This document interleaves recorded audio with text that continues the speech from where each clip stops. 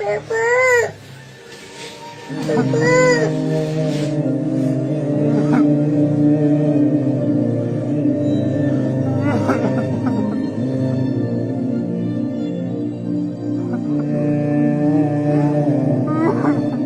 যদি আমাকে নিয়ে যায়, আমার বাচ্চাটার দিকে একটু খেয়াল রাখেন। রাজনীতির কাছে হার মেনে যাওয়া এক নিষ্পাপ শিশু।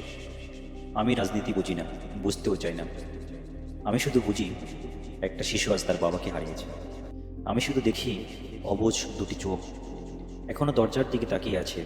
এই বুঝি বাবা ফিরে আসবে। হাদি ভাইয়ের চলে যাওয়া হয়তো কারো কাছে নিছক একটা সংবাদ কিংবা রাজনৈতিক সমীকরণ, কিন্তু এই ছোট্ট শিশুটির কাছে একটা পৃথিবী থমকে যাওয়ার মতো এক শূন্যতা। সে জানে না রাজনীতি কি, সে জানে না কেন তার বাবাকে এভাবে চলে যেতে হলো। সে শুধু জানে তার খেলার সাথী নেই, তার আশ্রয় নেই। বাচ্চাটার এই করুণ মুখটার দিকে তাকালে হৃদয়ে রক্তক্ষরণ হয়। ঘৃণা হয় সেই ব্যবস্থার বুদ্ধি যেখানে ক্ষমতার লড়াইয়ে বলি হতে হয় সাধারণ মানুষকে। তছনছ হয়ে যায় সুন্দর একটা সাজানো সংসার। বাবার অভাব কোনো সান্ত্বনা দিয়ে পূরণ করা সম্ভব নয়। এই অবুঝ মনে প্রশ্ন, বাবা কোথায়?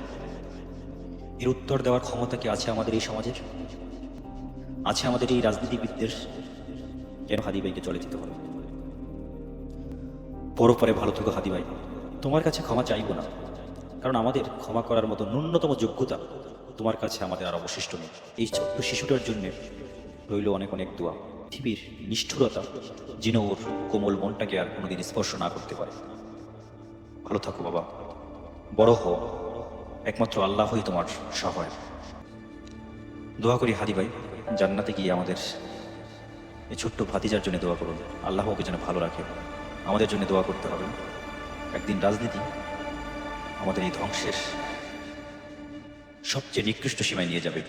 হয়তো সেদিন আমরা বুঝব আমাদের মানবিকতা, মনুষ্যত্ব এবং আশরাফুল মাখলুকাত হিসেবে আমাদের করণীয় কি। এই ছোট্ট পৃথিবীতে ক্ষমতার জন্য কত দলাদলি, কত হানাহানি, আর কত নিচে আমরা নামতে পারি, সেটা তুমি উপরে বসে দেখো। আর আমাদের জন্য অভিশাপ দাও যেন অচিরেই ধ্বংস হয়ে যায় এই অসভ্য নগরীর অসভ্য রাজনীতি।